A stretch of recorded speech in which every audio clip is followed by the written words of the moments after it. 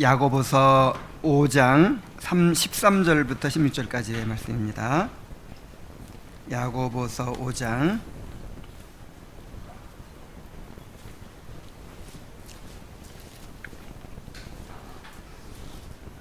13절부터 18절까지 보겠습니다. 우리 함께 읽어볼까요? 13절부터 18절까지입니다. 자, 시작. 너희 중에 고난당하는 자가 있느냐? 그는 기도할 것이요. 즐거워하는 자가 있느냐? 그는 찬송할지니라. 너희 중에 병든 자가 있느냐? 그는 교회의 장로들을 청할 것이요. 그들은 주의 이름으로 기름을 바르며 그를 위하여 기도할지니라. 믿음의 기도는 병든 자를 구원하리니 주께서 그를 일으키시리라. 혹시 죄를 범하였을지라도 사하심을 받으리라. 그러므로 너희 죄를 서로 고백하며 병낫기를 위하여 서로 기도하라. 의인의 간구는 역사하는 힘이 큼이니라. 엘리야는 우리와 성정이 같은 사람이로되 그가 비가 오지 않기를 간절히 기도한즉 3년 6개월 동안 땅에 비가 오지 아니하고 다시 기도하니 하늘이 비를 주고 땅이 열매를 맺었느니라. 아멘. 요즘에 로마서에서 우리가 듣는 바와 같이 우리는 하나님의 자녀가 되었지만 아직 죽을 몸을 지니고 있으며 이 몸은 날마다 쇠하여 가고 있습니다. 즉 죽어가고 있다는 것이죠.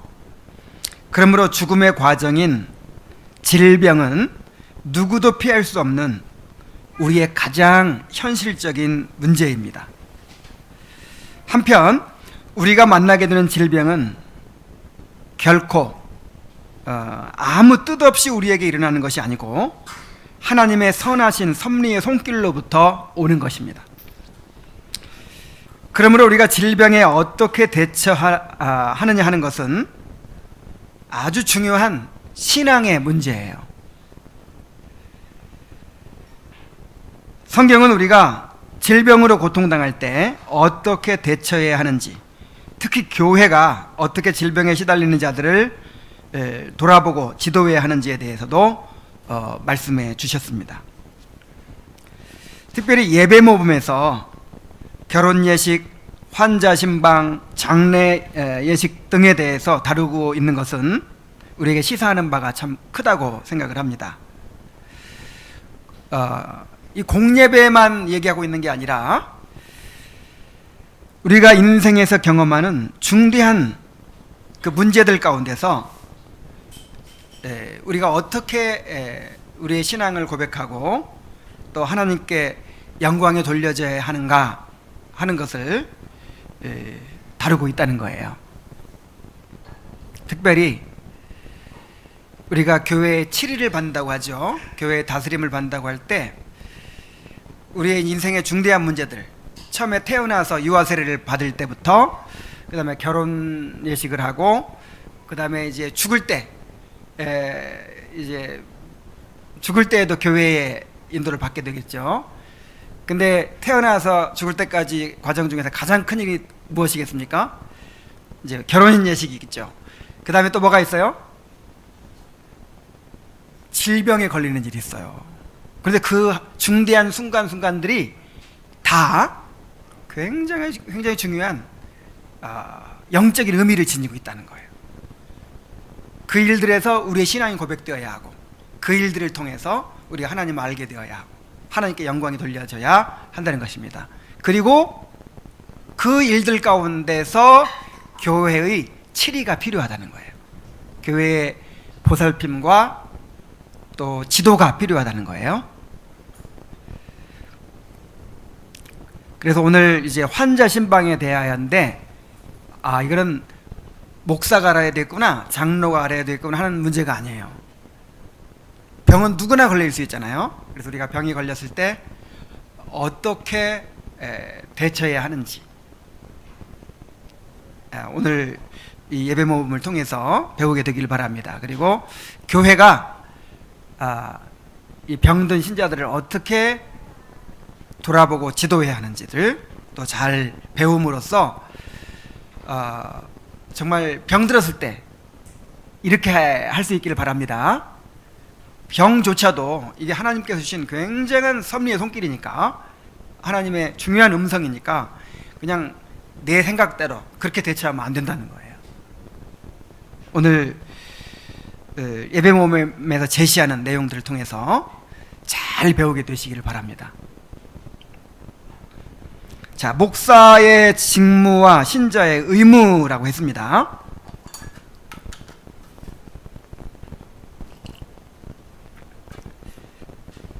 자, 예배 모임의 본문을 한번 봅시다. 목사의 직무와 신자의 의무에 대해서. 목사의 의무는 자기에게 맡겨진 자들을 가르침에 있어서 공적으로만 아니라 사적으로도 하는 것이다. 특히 시간과 힘과 개인적인 안전이 허락하는 한 모든 경우에 그들을 권면하고 권고하고 책망하고 위로하는 것이다 그랬어요. 목사가 강단에서 말씀만 전하고 또 이 성도들을 인도하는 그 역할만 하는 것이 아니고, 공적인 역할만 있는 것이 아니고 어떤 역할도 있어요? 사적으로도 여러분 이 목사의 인도를 받아야 됩니다. 이것이 바로 권징이죠. 권징 7이죠. 그동안 가르침을 받아왔는데 이것이 삶의 중요한 문제들 가운데서 이제 드러나게 되는 거예요. 그동안 가르침 받아왔던 것이 이제 발휘가 되는 거예요. 교회는 공적으로 말씀을 선포할 뿐만 아니라 그 말씀에 따라 살아갈 수 있도록 성도들을 훈련해야 됩니다. 그래서 권징이라는 말이 뭐예요? 영어로 디스플린이에요. 디스플린. 훈련하는 거예요. 그런데 특히 성도들이 경험하는 중요한 문제들, 어떤 문제들이 있어요? 여러 가지 많지만 그 중에서 오늘은 뭐에 대해 다룹니까? 병들었을 때 이제 훈련이 필요하다는 거죠. 권징이 필요하다는 거죠. 교회의 가르침과 인도를 따라서 그렇게 행해야 됩니다. 그래서 그런 삶의 중요한 문제들을 경험할 때 그 사람의 신앙이 딱 드러나는 거예요. 그때 독립적으로 행한다든지, 그냥 자기 마음대로 그냥 알아서 한다든지, 이 문제는 타치하지 마십시오 하면서 자기 뜻대로 그냥 한다든지, 이거는 그동안 그렇게 내가 주님께 다스림을 받는다고 그렇게 공언해 왔더라도 그걸 통해 드러나는 것이죠. 어떤 큰 일이 닥쳤을 때 그때 드러나는 것이죠. 자, 또 읽어봅시다. 목사는 그들이 건강할 때에 죽음을 준비하도록 권면해야 하고, 그러한 목적으로 그들은 자기의 영혼 상태에 관해 목사와 자주 의논해야 한다. 아플 때는 힘과 이해력이 없어지기 전에 시기적절하게 목사의 충고와 도움을 요청해야 한다. 그래, 평상시에 목사와 그런 관계를 가꾸는 게 중요하죠. 그러니까 누군가에게 지도를 받길 바라면 나를 오픈해야죠. 오픈하고 평상시부터 나를 알게 해야죠. 알려야죠. 그 영혼의 상태가 어떤지를 알고 있어야 지도를 할 거 아니에요. 그래서 목사는 이제 특히 질병의 문제에 있어서 건강할 때부터 이 죽음을 준비하도록 가르치고 권면해야 되고, 또 그 영혼의 상태에 대해서 자주 의논해야 되고요.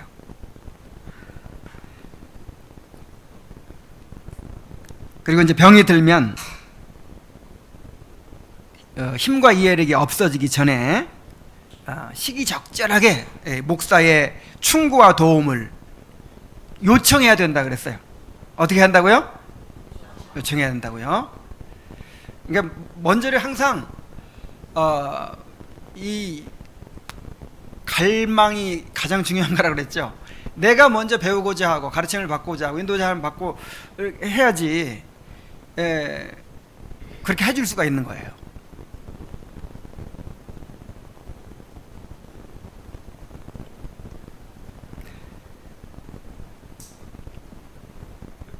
특히 신앙의 꽃이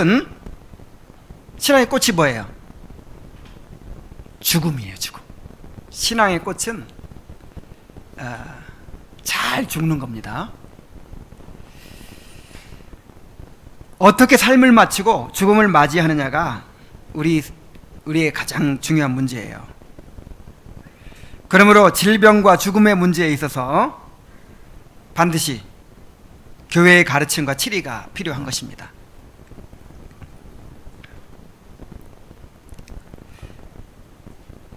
자, 환자 신방의 본질과 목적을 봅시다.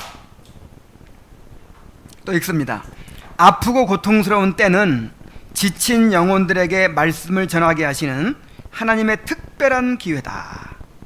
왜냐하면 그때 사람의 양심은 영혼에 대한 그들의 영적 상태가 어떠한지를 더 생각해 보도록 일깨우는 때이기 때문이다. 병들었을 때는요, 기회예요. 기회. 아주 절호의 기회. 그 병이 아니면 경험할 수 있는 아주 중요한 기회예요. 그때가 이제 말씀을 들을 수 있는 기회라는 거죠. 모든 고난이 하나님의 음성을 듣는 기회가 되지만 질병만큼 크게 다가오는 기회는 없습니다. 여러분, 고난을 한번 생각해 보세요. 고난, 여러 가지 고난이 있죠. 환경을 치시는 고난이 있어요. 환경에 내리는 고난. 그보다 더 센 것이 뭐냐면 내 주위 사람들의, 내 가족들, 내 주위 사람들이 치시는 고난이에요. 근데 그래도 못 알아들어. 그럼 내 몸에 직접 말씀하십니다. 그래서 이 병은요, 하나님께서 우리를 일깨우시는 가장 직접적인 음성이에요.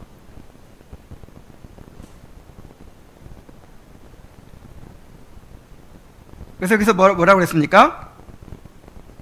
왜냐하면 그때, 이 병들었을 때가 사람의 양심은 영혼에 대한 그들의 영적 상태가 어떠한지를 더 생각해 보도록 일깨우는 때다. 병들었을 때야말로 죄를 깨닫고 회개할 때이고, 자신을 내려놓을 수 있는 때이고, 하나님을 의지하게 되는 때이고, 하나님의 은혜를 경험하게 되는 가장 중요한 기회예요. 야, 이 몸에다가 충격을 주시는데도 깨닫지 못하면 이건 이제 길이 없죠. 그래서 병들었을 때는 이건 영적인 기회입니다. 정말 하나님께서 뭔가를 말씀하시고 깨닫게 하시고 부르시는 정말 중요한 기회예요.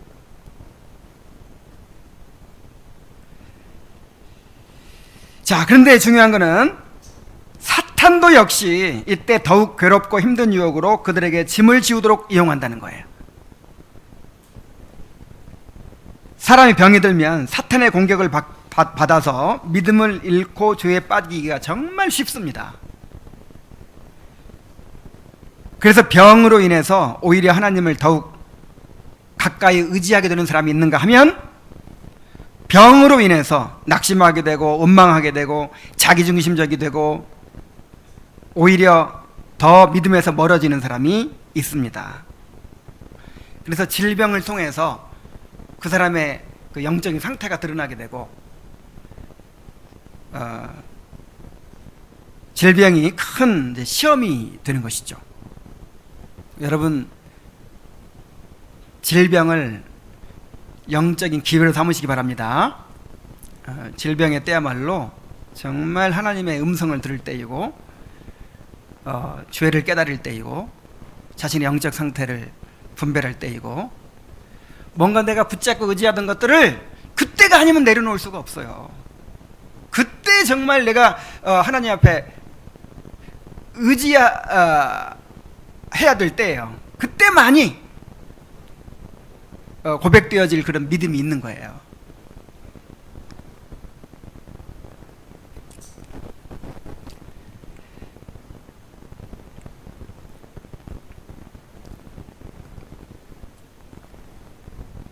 그래서 이제 환자 신방이 중요하다는 것이죠.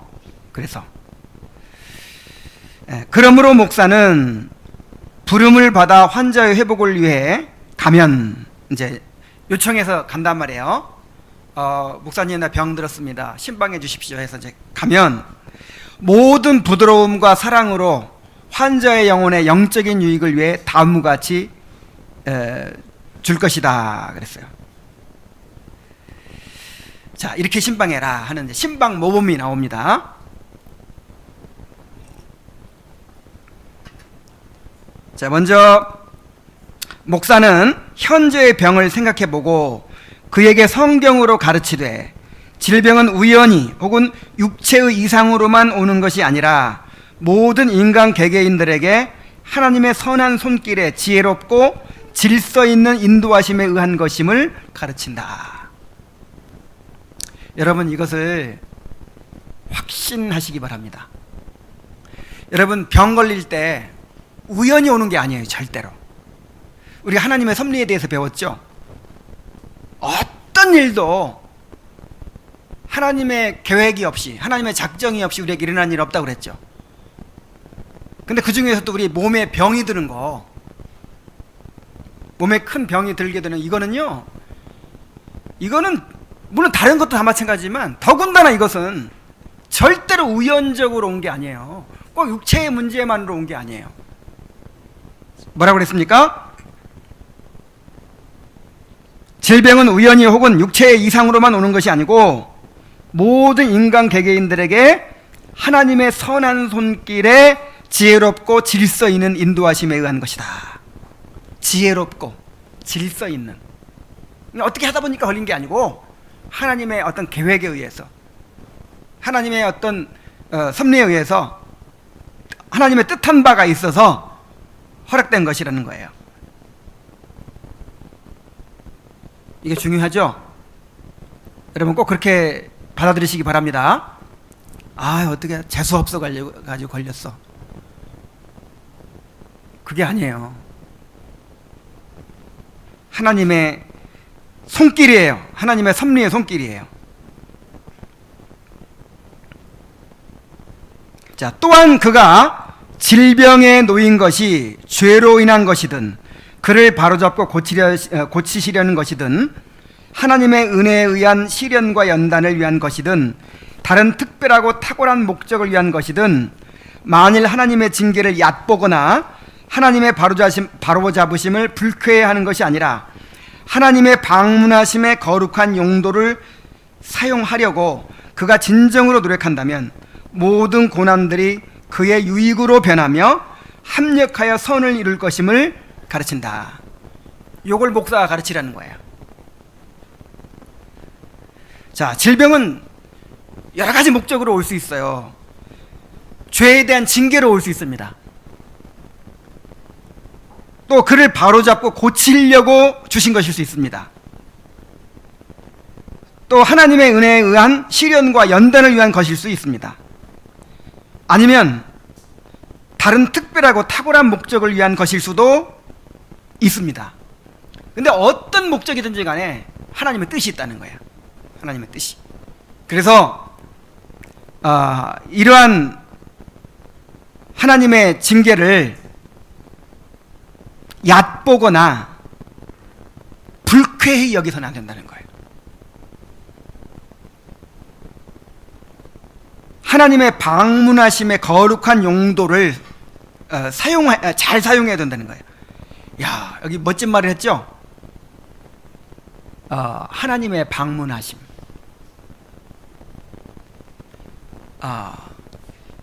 영어로 visiting of God 그랬던가요? 그래.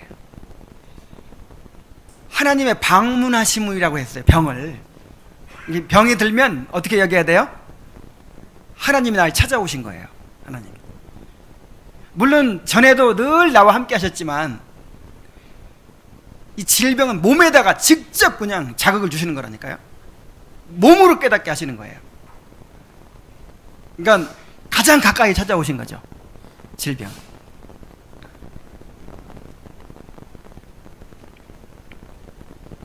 그래서 하나님께서 뭔가 뜻이 있어서 나를 찾아오셨으니까 그거를 선용해야겠죠.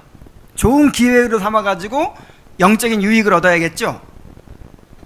근데 그렇게 되려면 하나님의 방문하심의 거룩한 용도를 사용하려고 그가 진정으로 노력해야 된다는 거예요.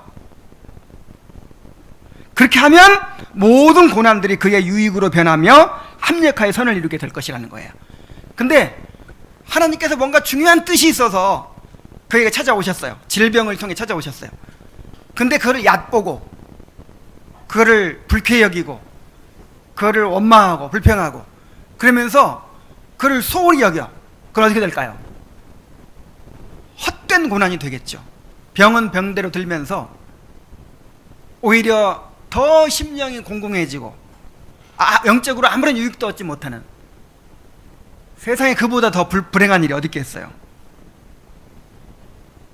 정말 그런 어리석은 자가 되지 않기를 바랍니다.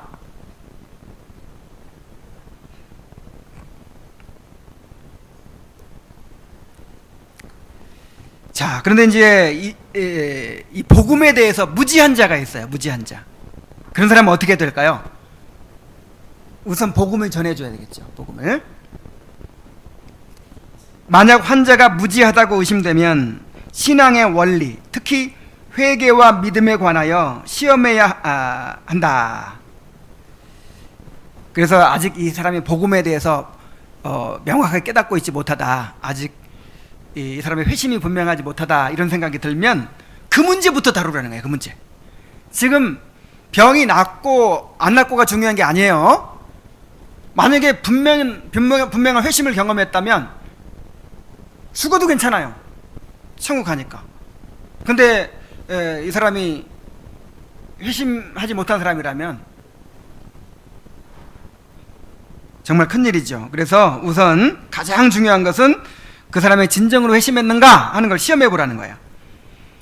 그가 원인을 알게 되면 그에게 은혜의 본질, 용도, 탁월함, 필요성을 가르쳐야 한다. 또한 은혜 언약과 하나님의 아들이자 중보자이신 그리스도에 관하여 그분 안에서 믿음으로 말미암아 죄 용서 받음에 대해 가르쳐야 한다. 목사는 환자에게 권고해야 한다. 자신을 스스로 검증하도록 권고해야 하고 이전의 행위와 하나님 앞에서 자신의 상태에 대해 살펴보고 조사하도록 해야 한다는 거예요. 여러분, 병 들었을 때 하나님께서 주신 목적이 있는데 그 무조건 그냥 이 고침받는 것 그 자체가 문제가 아니죠. 그 하나님의 찾아오심에, 하나님의 방문하심에 목적이 이루어져야 되는 거잖아요. 그럼 바울이 병 들었을 때 뭐라고 했나요? 바울이 하나님께서 육체의 가시를 주신 것에 대해서 어떻게 깨달았죠? 나를 자고하지 않게 하시려고, 나를 자고하지 않게 하시려고 이 육체의 가시를 주셨구나. 그래서 연약한 가운데도 하나님을 의지함으로 그리스도의 능력이 머물도록 하신 것이구나. 이걸 깨달았잖아요. 아니, 바울조차도 병든 것이 아무 이유 없이 병든 게 아니라는 걸 알았다니까요. 바울조차도 병을 통해서 뭘 깨달았어요? 내 안에 끊임없이 자고할 가능성이 있구나. 이 죄를 깨달은 거예요. 죄를. 하나님께서 자고하지 않게 하시려고. 그래서 그 육체의 가시를 얼마 동안 두셨죠? 죽을 때까지. 그러니까 바울도 육체의 가시로 계속 그를 고통을 주지 않았으면 바울도 자고하게 되고 교만하게 되고 그러면서 주님의 능력을 잃어버릴 가능성이 있었다는 거예요, 없었다는 거예요? 있었다는 거죠. 자, 바울이 힘에 지나도록 큰 고난을 받아가지고 마음의 사형선고를 받은 줄 알았어요. 근데 이것을 또 어떻게 원인을 어떻게 알았죠? 이것은 사람을 의지하지 아니하고 오직 하나님만 의지하게 하려 하심이라. 괜히 뜻없이 뜻없이 그냥 선교하러 갔는데 풍랑이 일어나고 그냥 사경을 헤매게 만들고 괜히 그런 게 아니라 이 말이에요. 바울이 인간의 능력을 의지하지 않고 오직 하나님만을 의지하게 만들도록 하기 위해서 그런 고난을 주셨다는 거예요. 그리고 또 뭐라고 그랬어요? 이 고난을 통해서 나를 위로하심으로, 그리스도께로부터 받은 위로로 모든 환난 중에 있는 자를 능히 위로하게 만드시기 위해서. 바울이 무슨 뭐 잘못이 있어서 그런 고난을 주셨나요? 이런 걸 이제 깨닫는 것이죠.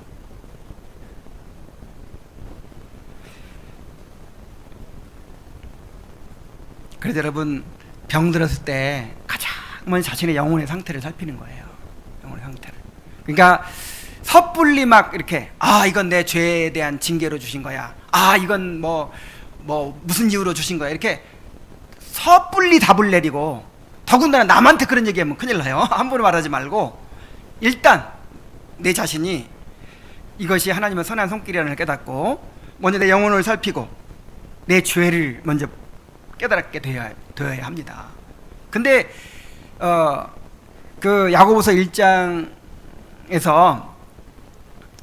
이 고난에 대해서 얘기한 다음에 여러 가지 시험을 만나거든 온전히 기쁘게 하기라. 이는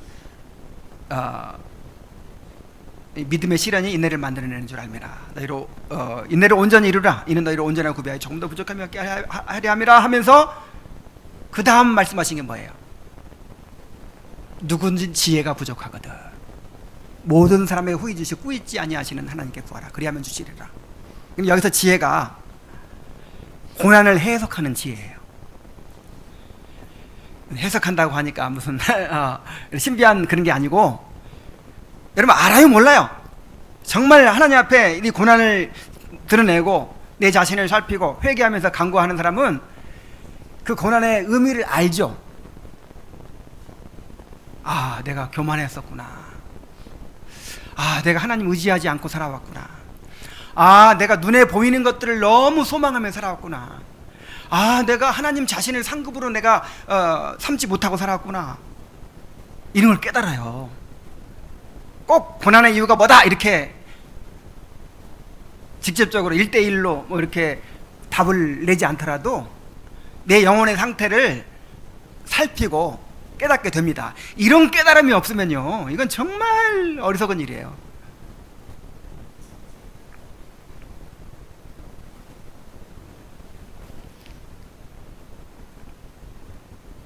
그래서 병 들었을 때 가장 먼저 해야 될 일, 자신의 상태에 대해서 살펴보고 조사하게 되기를 바랍니다. 그리고 이 목사는 영혼의 의사가 되어야 합니다. 자, 환자는 의사에게 자기를 의탁하죠. 내 몸의 상태를 다 의사에게 얘기하고 의사의 처방을 받죠. 그런 것처럼 이 환자도요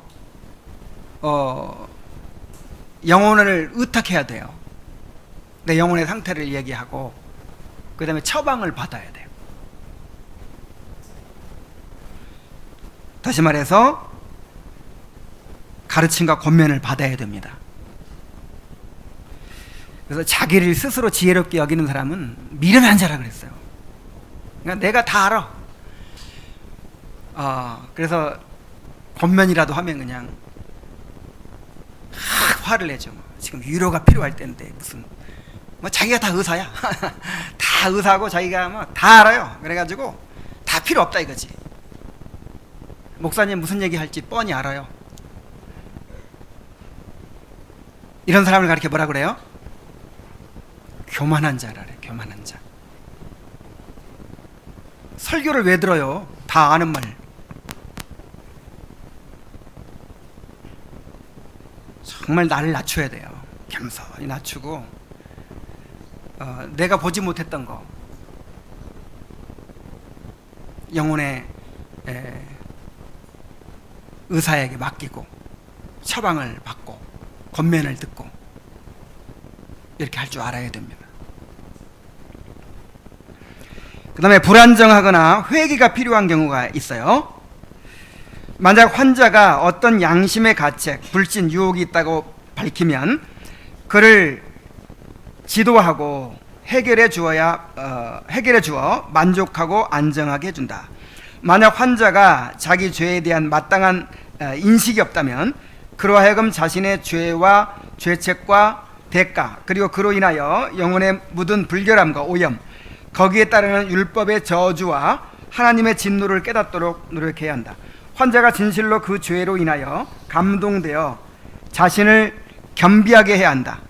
동시에 회개를 미루는 것과 어느 때에든지 주어진 구원을 무시하는 것의 위험을 알게 하고, 이로써 그의 양심을 깨우고 어리석고 안일한 상태로부터 그를 불러일으켜서 자기를 버리고 믿음으로 그리스도를 붙잡는 자 외에는 누구도 감히 그 앞에 설 수 없는 하나님의 공의와 진노를 이해하도록 할 것이다. 그러니까 둘 중 하나예요. 어떤 사람은 굉장히 스스로 죄로 인하여 두려워하고 불안해하고, 나 같은 죄인이 어떻게 이대로 죽으면 어떻게 천국에 갈 수 있을까요? 뭐 이런 사람이 있어요. 이런 사람은 어떻게 해야 돼요? 이런 사람은 복음으로 위로해 줘야 되겠죠. 당신 같은 사람을 위해서 예수님이 십자가에 달리신 것입니다. 예수님을 의지하십시오. 주님께서 절대 당신 내어두지 않을 것입니다. 위로가 필요하죠. 근데 어떤 사람은 전혀 자기 죄를 몰라요.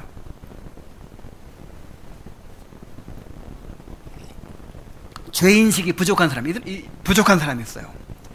뭐 나는 지금까지 믿음으로 살아왔고, 나는 주님을 잘 섬겨왔기 때문에 이 병도 나를 다 복주시기 위해서 주신 것이고, 뭐 나는 옆에서 볼 때는 이 사람이 뭔가 지금 죄인식이 부족하거든요. 이 병에 걸려서도 바울조차도 자신의 자고함을 깨닫고 자기를 의지하고자 하는 그런 태도를 깨닫고, 그런데 병이 들어서도 그걸 몰라요. 그건 어떻게 해야 돼요? 그 죄를 지적해 줘야죠. 죄를, 자기의 그 영혼의 상태를 보도록 만들어 줘야 되죠.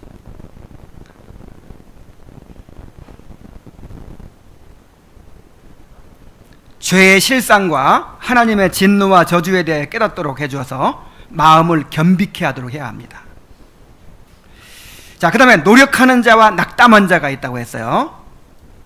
비록 많은 실패와 연약함이 있어도 하나님을 바르게 섬기고 거룩한 길로 행하려고 환자가 노력하거나, 혹은 죄에 대한 인식으로 그의 영이 깨졌거나 하나님의 은혜에 대한 인식의 결핍으로 인해 그가 낙담하였다면 그를 일으켜 세워주는 것이 합당하되, 하나님의 은혜의 너그러움과 충만함, 그리스도 안에 있는 의의 충분함, 복음 안에 있는 은혜로운 공급을 그 앞에 제시함으로 한다.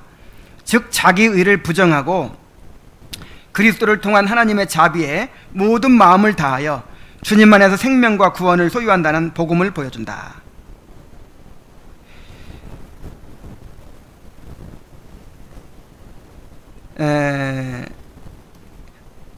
그러니까 영혼의 의사가 되어야 한다 그랬죠, 목사가. 그러니까 뭔가 자기 의를 세우고, 나 지금까지 내가 주님을 위해서 어떻게 일해왔고, 내가 뭘 해왔고, 내가 뭔가 이렇게 자기 의가 살아있고요, 아직도 뭔가 깨어지질 않았어. 근데 그런 사람한테 당신은 구원받을 것입니다, 확신을 가지십시오, 이러면 어떻게 돼요? 오히려 그 사람 더 회개할 기회가 없어질지 몰라요. 그래서 그런 사람들은 오히려 깨뜨려줘야 되는 거예요. 근데 또 자기 죄를 알고, 나는 이제 어떻게 합니까? 나는 이대로는 지옥밖에 갈 데가 없는데 나는 어떻게 합니까? 이렇게 두려워하는 사람은 어떻게 해야 돼요? 그 사람은 더 이상 막 책망할 필요가 없어요. 그 사람에게는 복음의 위로가 필요하죠.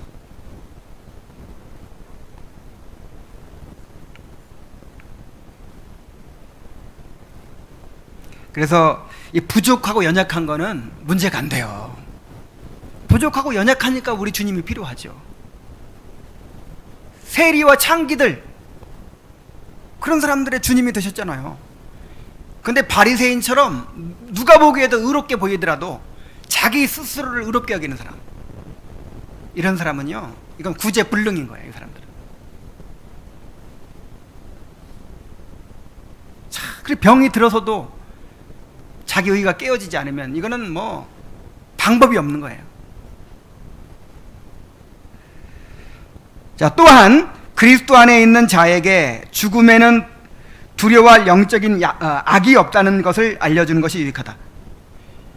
자, 그리스도인에게 죽음은 우리 신앙의 꽃이라고 그러죠. 꽃. 절대로 이게 저주가 아니에요.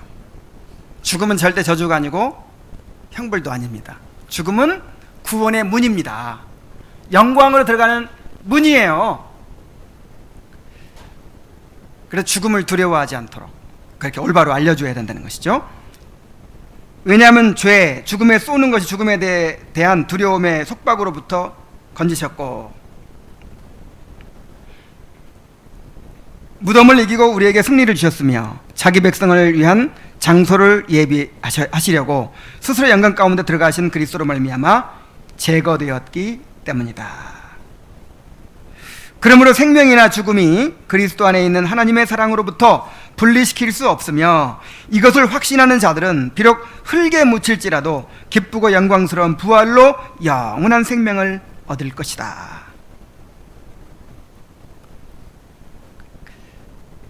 그래서 정말 천국을 사모하는 사람들은, 구원의 확신을 누리는 사람들은 이 죽음을 오히려 환영한다 그랬죠. 바울 보세요. 정말 내 마음 같아서는 어떻게 하고 싶다? 어서 빨리 육신을 벗어버리고 주님과 함께 있고 싶다. 이것이 나의 욕망이다. 여러분, 그런 욕망이 있습니까? 근데 지금 내가 할 일이 있기 때문에 어떻게 해야 될지 모르겠다. 둘 사이에 끼어가지고.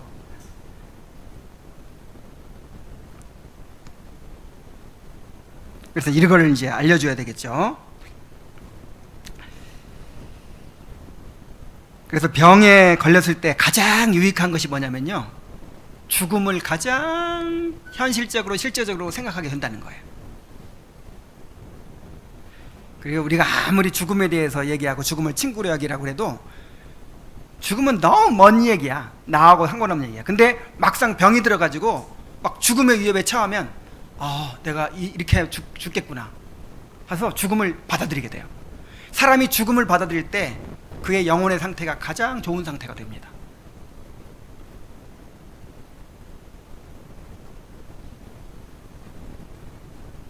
그래서 죽음에 대해서 배울 수 있는 기회예요, 병이 들었을 때는. 그래서 그리스도인에게는 죽음이 결코 저주가 아니며 구원의 문이라는 것을 알려주어서 죽음에 대한 두려움을 갖지 않도록 해줘야 되는 것이죠.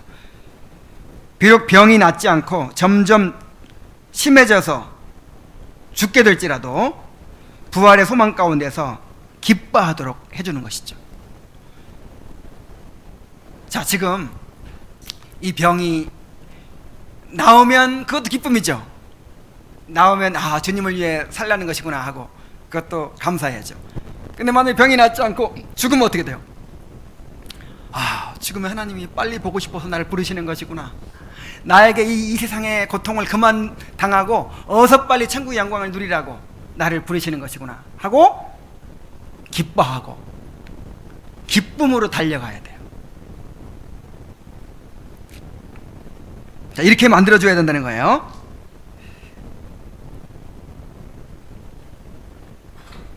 자, 구원에 대한 잘못된 교리를 교정하고 주의할 것, 교정하되 주의할 것 그랬어요. 구원에 대한 잘못된 교리를 교정해주고 교정해줘야 된다는 거죠. 또한 자비에 대한 잘못된 근거에 기반한 신념이나 자신의 선행의 근거에 천국에 간다는 잘못된 근거에 기반한 신념에 대해 주의하도록 경고하고, 그리하여 자신의 모든 공로를 스스로 부인하고 진실함과 성실함으로 나오는 자를 결코 내쫓지 않겠다고 약속하신 예수 그리스도의 유일한 공로와 중보 안에 있는 하나님의 자비를 전적으로 바라고 의지하게 해야 한다. 그래서 어떤 사람들은 자기 공로를 의지하고 있는 사람들이 있어요.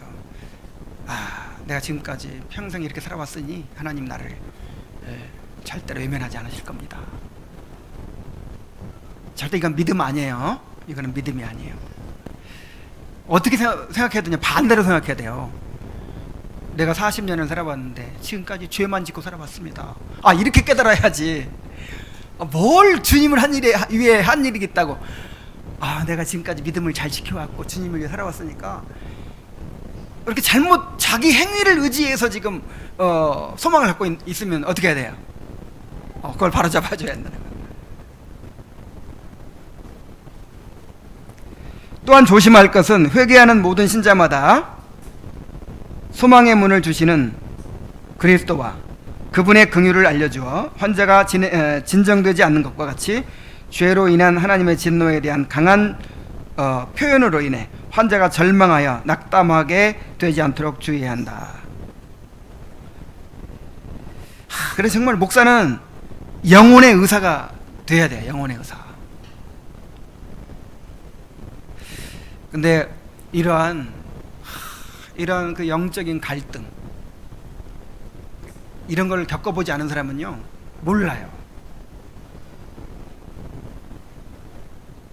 그래서 영혼의 상태에 따라서 적절한 처방을 내려줘야 되는 것이죠.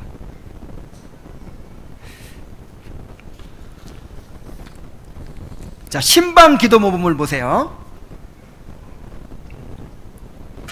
자, 병자를 신방해 가지고 이렇게 기도하라는 거예요. 이렇게.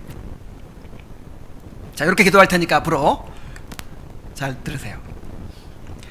환자가 가장 잘 진정되고 최소한으로 마음이 어지럽지 않을 때, 또 다른 일로 인해 방해받을 것이 적을 때, 목사는 환자가 원한다면 환자와 함께 환자를 위하여 다음과 같이 기도한다. 자, 뭐라고 기도하라고 그랬어요? 원죄와 자범죄를 고백하고 슬퍼하오니 본질상 진노의 자녀로 태어나 비참한 상태에 있으며 저주 아래 있음을 고백하고 슬퍼합니다. 여러분, 병들었을 때 이런 상태가 되어야 된단 말이에요. 이렇게 고백할 수 있어야 된단 말이에요.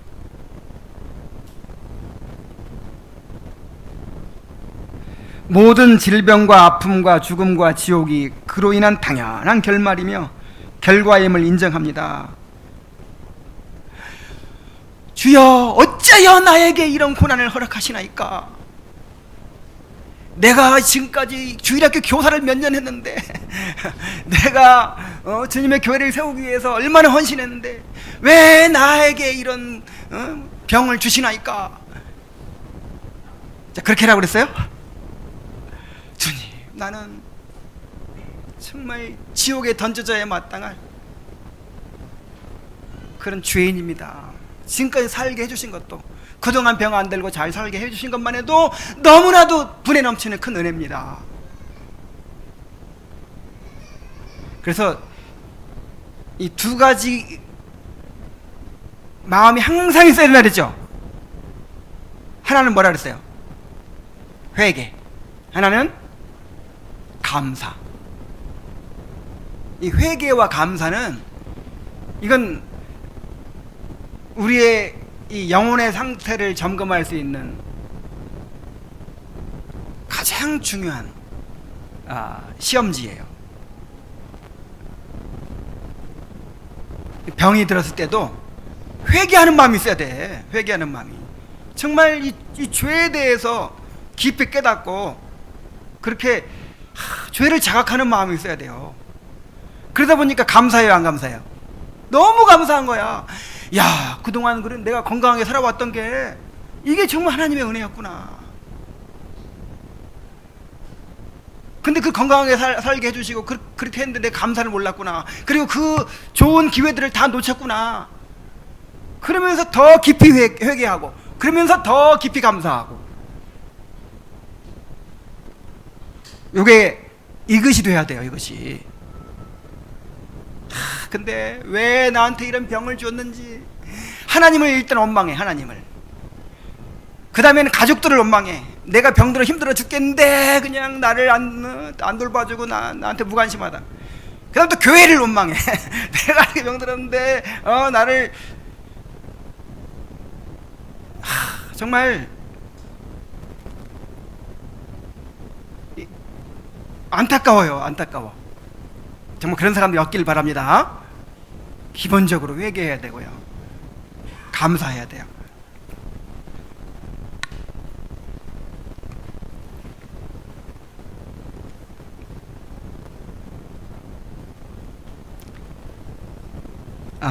그 다음에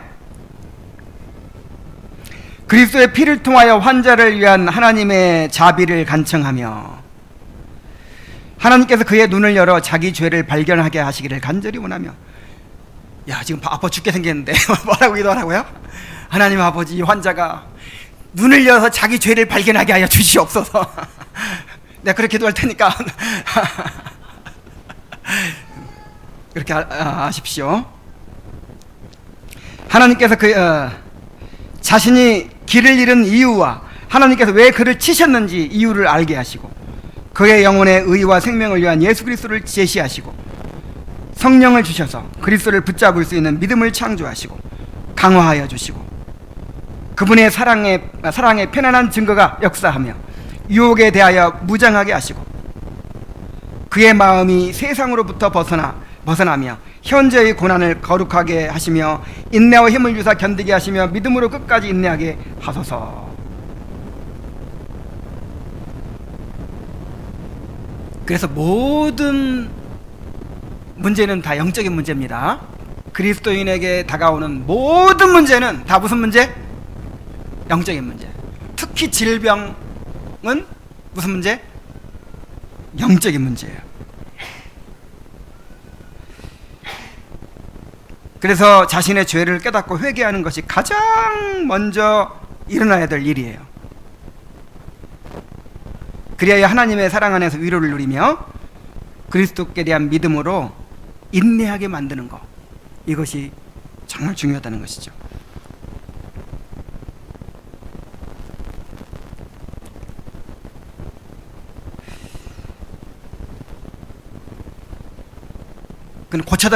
고쳐달라고는 기도하지 말아야 될까요? 그것도 있어요. 그것도 기도해야지.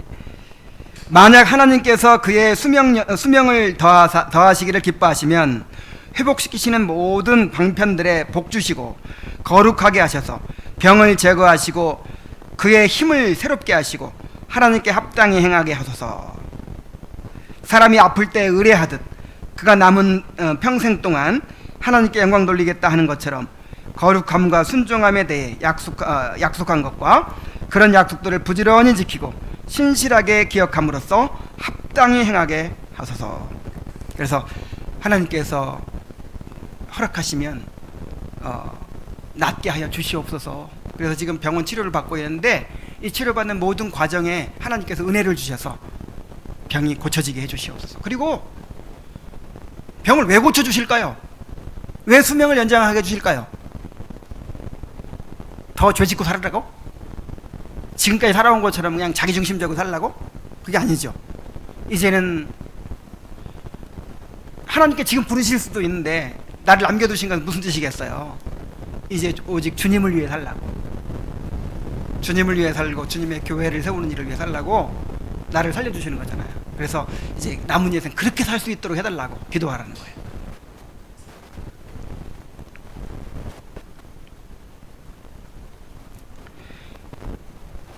자, 우리는 하나님의 뜻을 몰라요. 이 고쳐주시라고 기도하지만 고쳐주실지 아니면 그냥 데려가실지 알 수 없기 때문에 고쳐주시는 경우를 위해서도 기도하고 그 다음에 데려가실 경우를 위해서도 또 기도해야 돼요.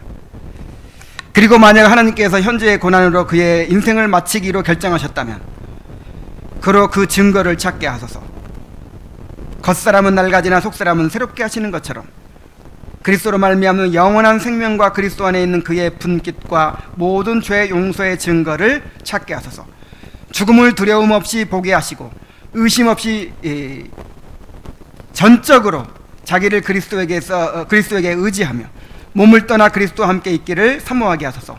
또한 그의 믿음의 결국인 영혼의 구원을 우리의 유일한 구원자요 완전한 구속자이신 주 예수 그리스도의 유일하신 공로와 중보를 통하여 받게 하소서. 자, 내가 이렇게 기도할 거에 가서 병들어서 지금 있는데 하나님 이 사람 데려가시기로 작정하셨으면 죽음을 두려워하지 않게 해주시고 죽음 저 너머에 있는 영원한 생명을 바라보게 하시고 그 죽음을 두려움 없이 감사히 받아들이게 하여 주시옵소서.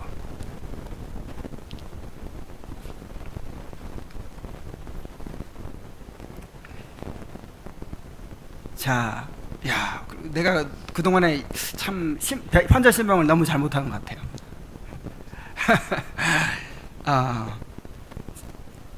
저도 그래서 굉장히 큰 도전을 받았어요. 자, 그 다음에 이제 죽음을 앞둔 환자의 주변인들에게 권고할 사항이 있습니다. 목사는 그에게 권고할 것이다. 이유가 있으면 집을 정리하여 불편이 없도록 한다. 빚을 갚도록 하고 잘못한 것에 대해 보상하거나 갚도록 한다. 불화가 있던 사람들과는 화해하도록 하고 자신이 하나님께 용서를 바라는 대로 자기에게 잘못한 모든 사람들을 완전히 용서하도록 해야 한다. 그래서 집을 정리하도록 그렇게 도와줘야 된다는 거죠. 권면해 줘야 된다는 거죠. 빚진 것이 있으면 빚 갚고 잘못한 것에 대해서는 보상하거나 또 갚도록 하고 불화가 있던 사람들과는 화해하도록 하고 자신이 하나님께 용서를 바라는 대로 또 자기에게 잘못한 사람들이 있거든 다 용서하도록 그렇게 해줘야 한다는 거예요. 그래서 어떤 경우에는요, 많은 경우 이런 문제들 때문에 병이 오는 경우가 많습니다. 실제로 그래요. 이거는 그러니까 누군가 관계가 너무 안 좋아가지고 계속 스트레스 받는 거예요. 계속 스트레스 받고 그 사람 때문에 상처받고 계속 미워하고 이것이 계속 반복되고 그래서 암 생기는 거예요. 여러분 그 암이라고 하는 것이 그 암의 인자가 있다고 해서 그냥 생기는 게 아니라고 하죠. 우리에게 끊임없이 암세포가 우리 안에 생성된답니다. 근데 이 암세포와 더불어서 심각한 스트레스가 있을 때 암이 발생한대요. 그러니까 암뿐 아니에요. 우리가 그냥 극심한 걱정을 한다든지 걱정 근심이 그냥 걱정 근심도 엄청난 이게 이 몸을 망치는 길이에요. 한번 생각해 보세요. 뭐 걱정만 해보세요. 갑자기 막 걱정을 심하게 한 30분만 해보세요. 그럼 어떻게 돼요? 이 위장이 멈춰버려요. 그러니까 이 심하게 걱정을 한다든지 막 누군가를 미워한다든지 부정적인 생각을 막 품을 때요, 그럼 우리 몸은 비상사태다 그래가지고 이 피가 전부 어디로 가냐면 근육으로 갑니다. 왜? 싸워야 되니까 근육으로. 그래서 막 목이 뭉치고 막 그러는 거예요. 다 근육으로 가고 내장을 활발하게 움직이던 피가 이제 부족하니까 멈춰 있는 거예요. 그래서 소화부터 딱 안 돼요. 설사부터 나고 약한 사람들은 잠깐만 걱정 근심에 빠져도 그렇게 되잖아요. 근데 심각한 그런 악화된 그런 관계를 가지고 계속 미워하고 증오하고 그냥 억울해하고 막 이런 거를 몇 달 한번 해보세요. 병 걸리겠어요, 안 걸리겠어요? 그래서 병이 들었을 때 먼저 그거부터 해결해야 돼요. 그거부터. 그래서 이제 그 어떤 의사는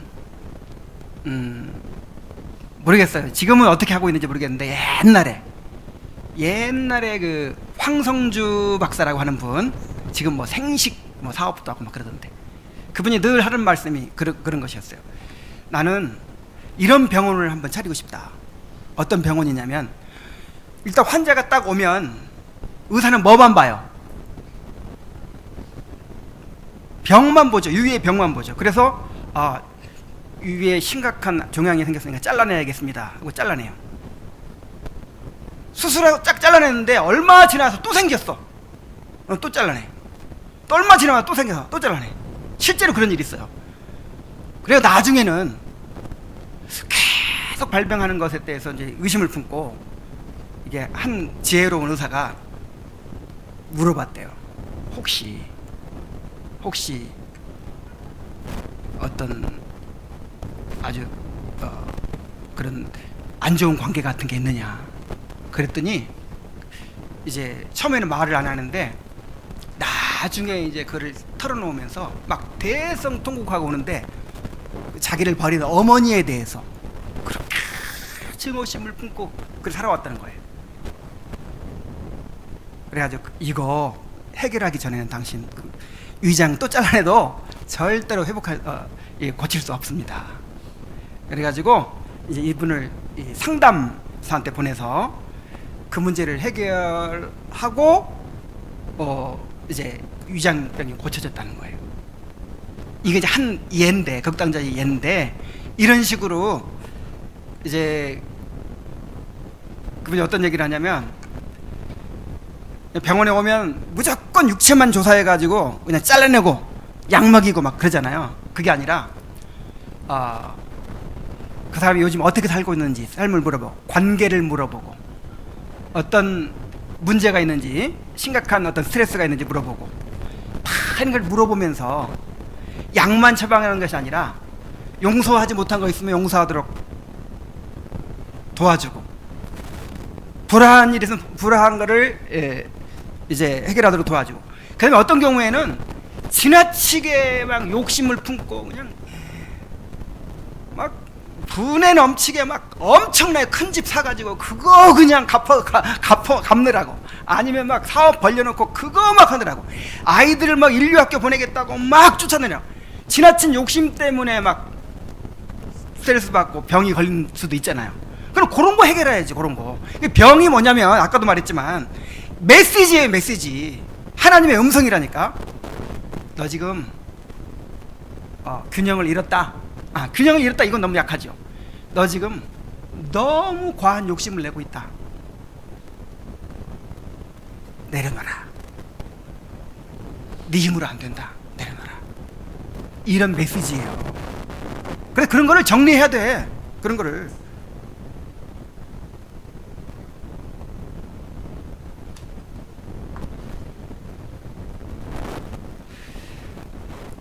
병은 영적인 문제이고 육체적인 문제이기 전에 여러분 병은 육체적인 문제이기 전에 이 마음의 문제이고 마음의 문제 이전에 무슨 문제? 영적인 문제라는 사실을 기억하시기 바랍니다.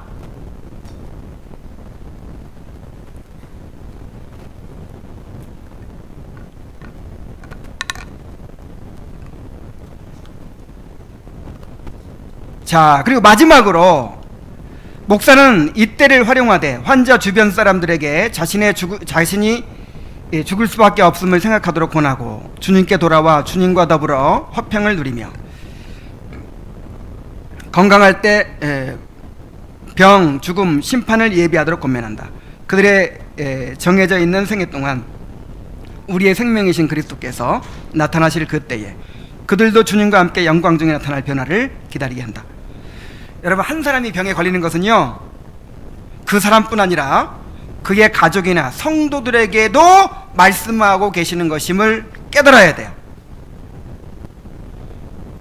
여러분 꼭 이렇게 생각하십시오. 나도 병 들어야 되는데 대표로 누가 병든 것이다. 맞습니까? 우리 지체 중에 하나잖아요. 지체 중에 하나. 지체 중에 하나가 나를 대신해서 병을 앓고 있는 거예요. 그럼 나도 그 병을 나에게 주신 병으로 알고 하나님의 음성을 들어야 돼요. 나도 언젠가는 저렇게 병들 수 있고 나도 언젠가는 죽을 수 있다. 이걸 깨닫는 것이죠. 나도 욕심을 버리고 나도 죄를 버리고 나도 정말 남은 시간을 정말 주님을 위해 살아야겠구나. 그리고 언제든지 나도 병들 수 있다는 거, 죽을 수 있다는 것을 생각하고 항상 그렇게 마음을 비우고 살아야겠구나. 그걸 대비하고 살아야겠구나. 그렇게 이 병은 주위 사람들에게도 주는 교훈이 된다는 것을 또 기억해야 합니다. 그래서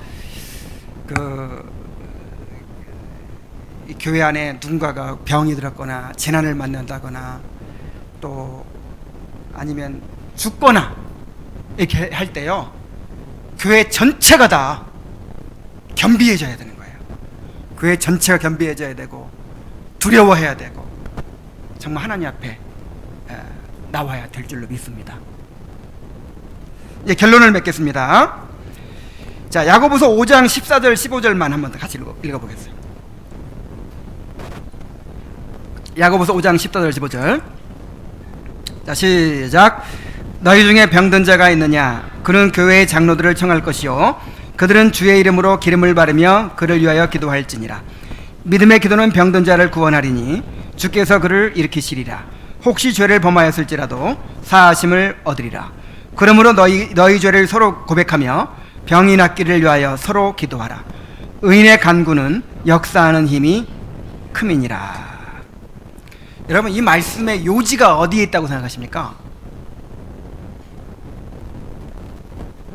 교회가 이렇게 하라는 거예요. 어디서 이렇게 하라?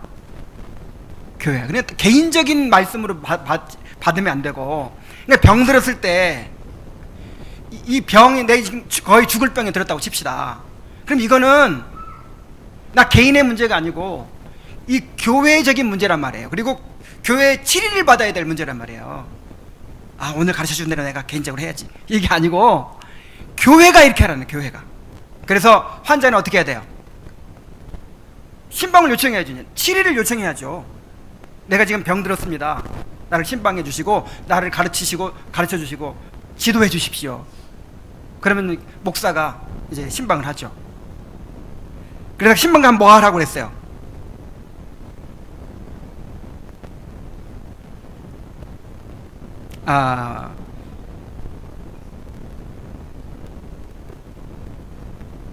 기도하라고 했는데, 자, 어떻게 기도하라고 그랬어요? 너희 죄를 서로 고백하며 병이 낫기를 위하여 서로 기도하라. 자, 너희 죄를 어떻게 하라? 서로 고백하라. 먼저 회개가 있어야 돼요. 회개.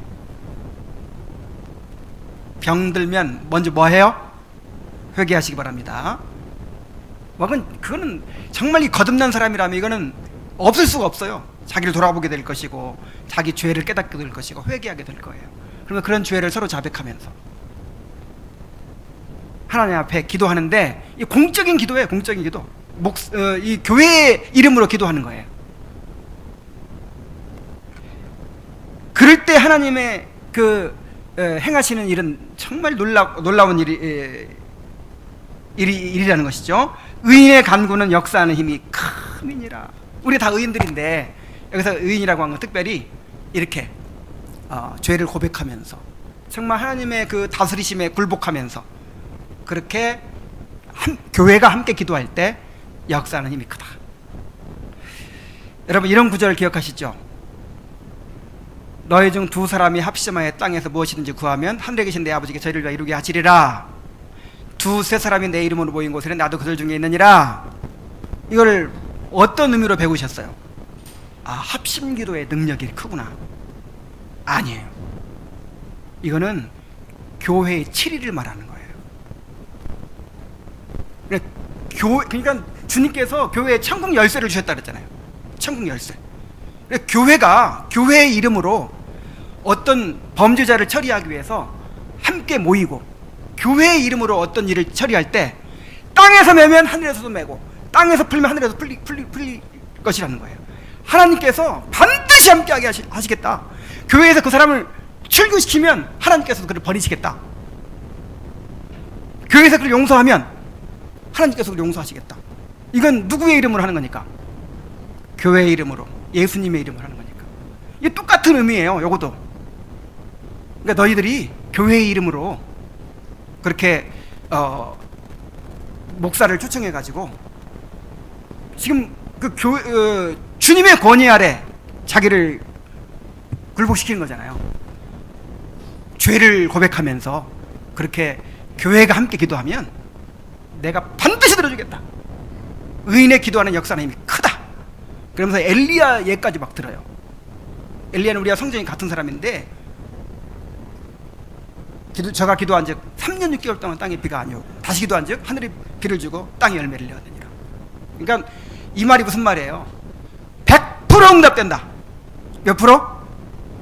이렇게 해보세요. 정말 이렇게 합시다. 그럼 하나님 100% 응답해 주십니다.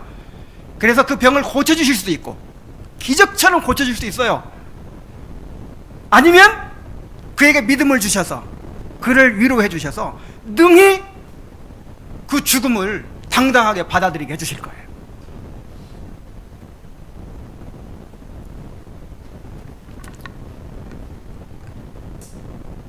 병 들었을 때 이렇게 합시다. 그렇다고 감기 몸살 걸렸다고 막 불러대지 말고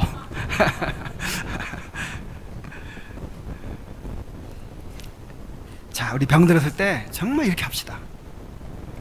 이렇게 함으로써 정말 약속된 그 응답을 누리게 되기를 바랍니다.